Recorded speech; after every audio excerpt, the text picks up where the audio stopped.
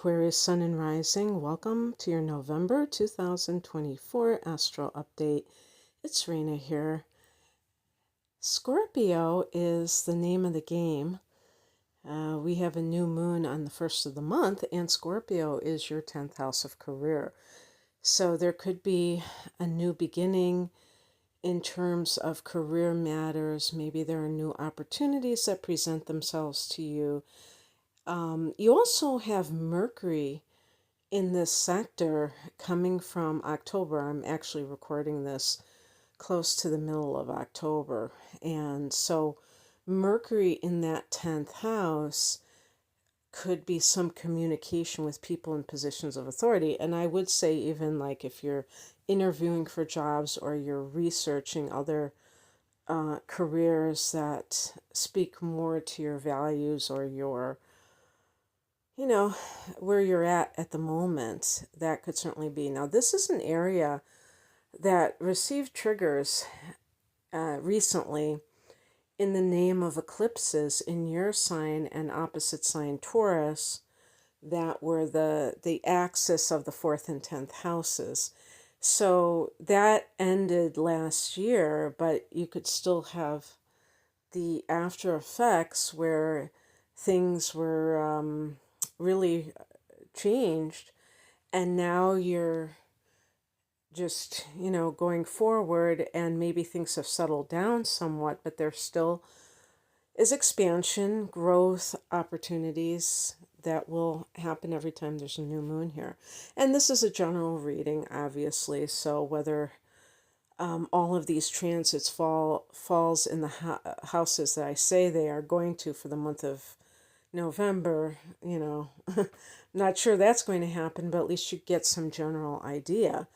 On the 2nd, we have Mercury going into Sagittarius, and that is the house that you rule in astrology, the 11th house. This is the house of the collective. This is the house of friendships, your social network, and the groups that you belong to, as well as the house of gains. Gains meaning profits from business or career. So Mercury is the mind and communication. You might be thinking, researching, talking to people about how to enhance your gains. Or maybe you're just simply contacting friends more than you usually do. I would call this the holiday season. I call anything the holiday season after Halloween, these days. So there might be let's plan to get together around Thanksgiving or Christmas or whatever. So communication with friends, thinking about the things you would like to manifest. This is a house of hopes and wishes, long-range goals, in other words. On the 3rd, Mars goes into Leo. Leo is your opposite sign, Aquarius. So this is particularly significant because it is going to set up the opposition between the 1st and 7th houses. And Leo is in that 7th house. So the 1st house is the house of the self, and the 7th house is the house of committed partnership. So when Mars goes into that 7th house and you are coupled, it could be a situation where there's conflict. Now that's the more challenging view. It could simply mean that you and your partner are doing more things together. Maybe you're maybe your schedules have changed and you're just able to do things together. Maybe you're working out together. I think of Mars as physicality. But this is also the house of legal affairs. And so there might be some kind of legal fight. If it is, sometimes I've been saying that it could have something to do with inheritances or other people's money. Maybe if somebody's getting divorced, when it's coming from the 8th to the 7th, but actually this is going to be 7th to 6th. So Cancer is your 6th house, and when Mars retrogrades, it's going to eventually go back into Cancer.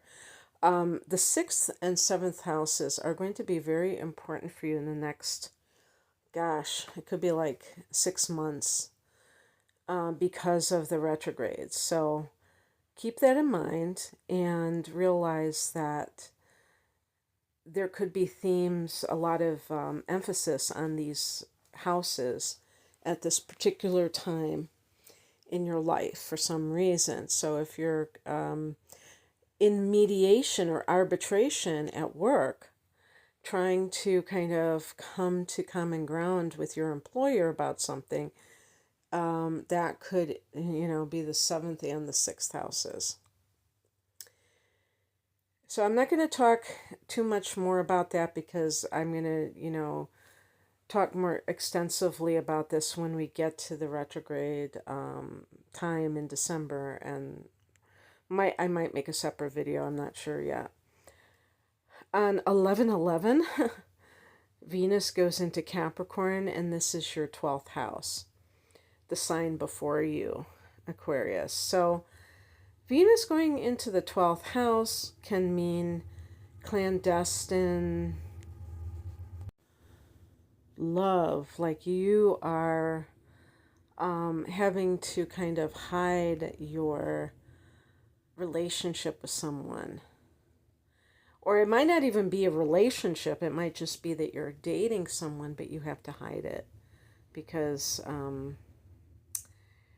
there's some, obviously it could be because one or both of you are already in a committed relationship. But other than that, because Venus was in the 11th house, you may have met somebody through your group of friends and you just don't want to have that scrutiny with the people that you know and have them give their 2 cents about the relationship.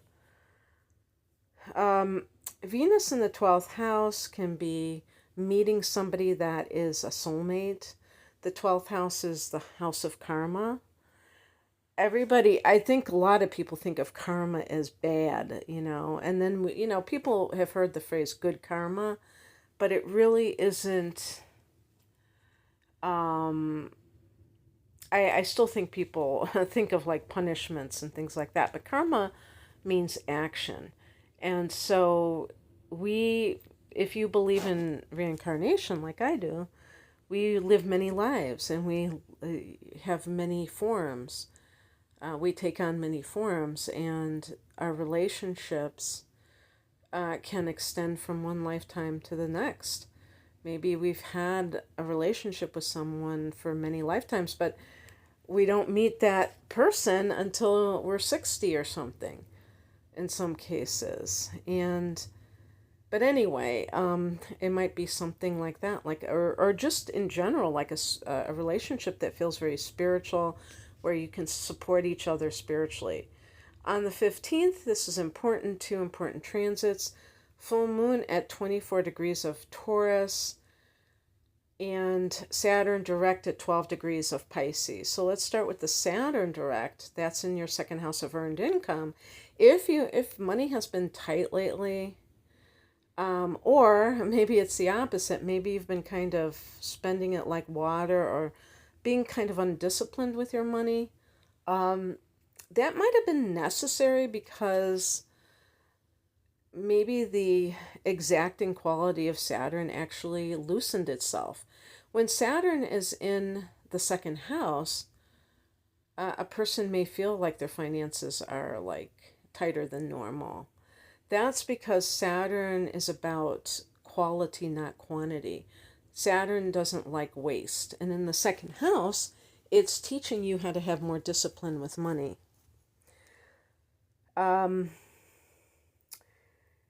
when it's retrograding, you might have kind of slacked off, or you might not have felt the same, that it would be like slacking off. You didn't feel the same discipline in doing it. Or maybe you felt like you had to do things differently. And whether that has worked or not, time will only tell. But Saturn is actually very good in this house overall because it can help you to create income streams that are for the long haul. You know what I mean? They kind of like are things you can fall back on, foundational things. So the full moon at 24 degrees of Taurus, that for you is the fourth house of home and family. So there may be some kind of endings that are connected to home matters for you, or something comes into your awareness about your childhood. The fourth house can be your past or your mother, or it's just sometimes it can be a crisis.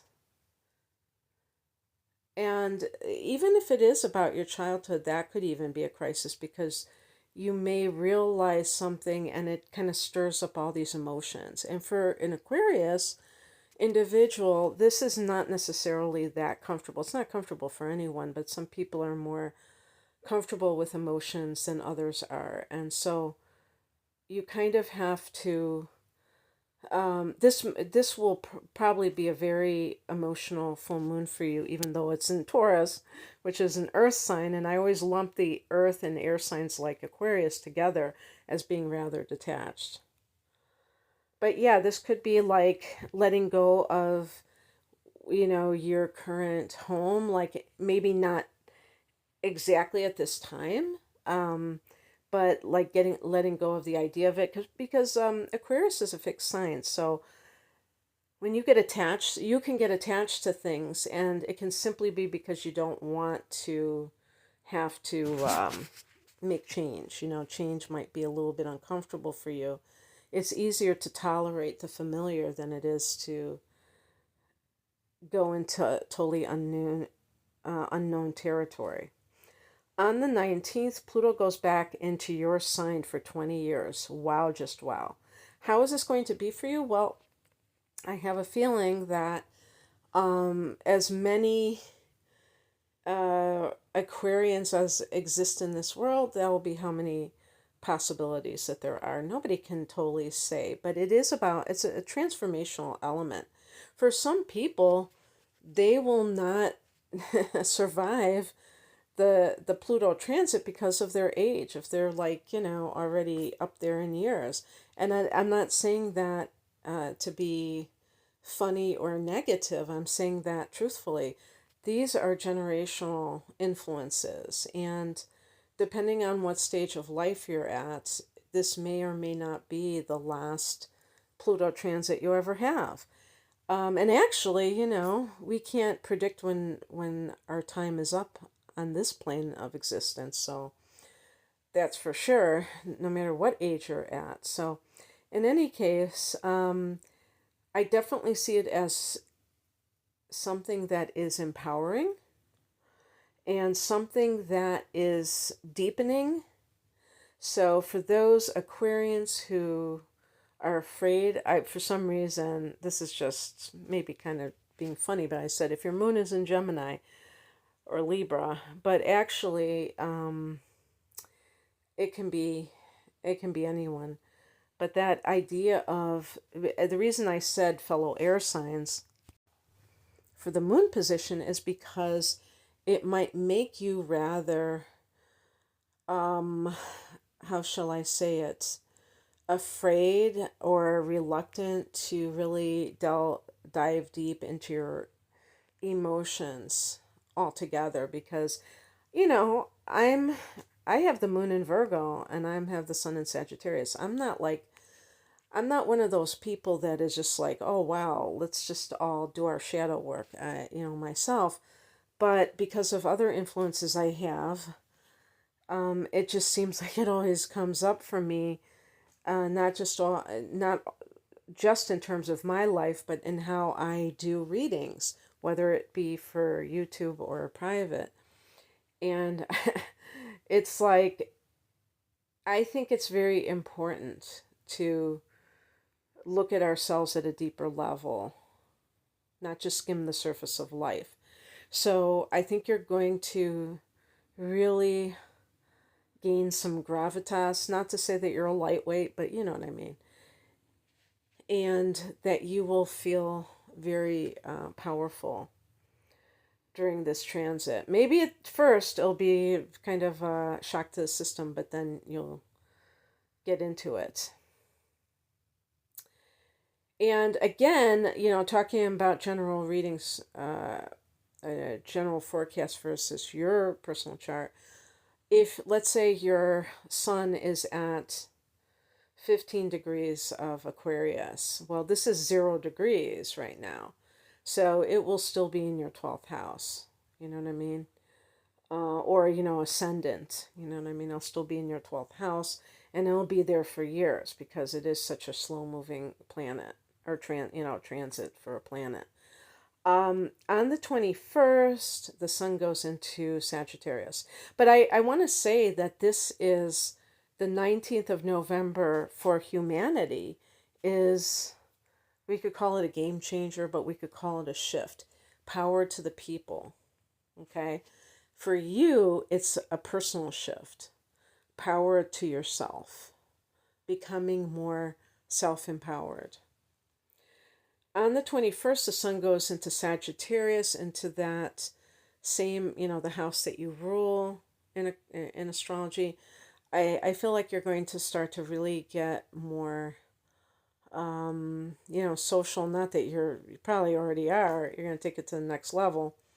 And then on the 25th, we have a Mercury retrograde at 22 degrees of Sagittarius. So this can bring up a person or people from the past, that you haven't heard from in ages, calling you up. Maybe it's a friend, it's in the 11th house. Hey, what's going on? What are you up to? And this can be rethinking one of your dreams. Maybe you have like a close encounter with one of your dreams, and you're like, you know what? I'm not so sure that this is really what I want. The sun is in this house, so maybe you have some kind of understanding about it. You're really emphasizing this, and you realize, I've kind of outgrown that dream. I really don't need that. But you're going to be sorting it out for the next few weeks. All right, that's what I have for you, Aquarius. I hope that this resonated. If you'd like a private reading, the link is below. Take care. Bye.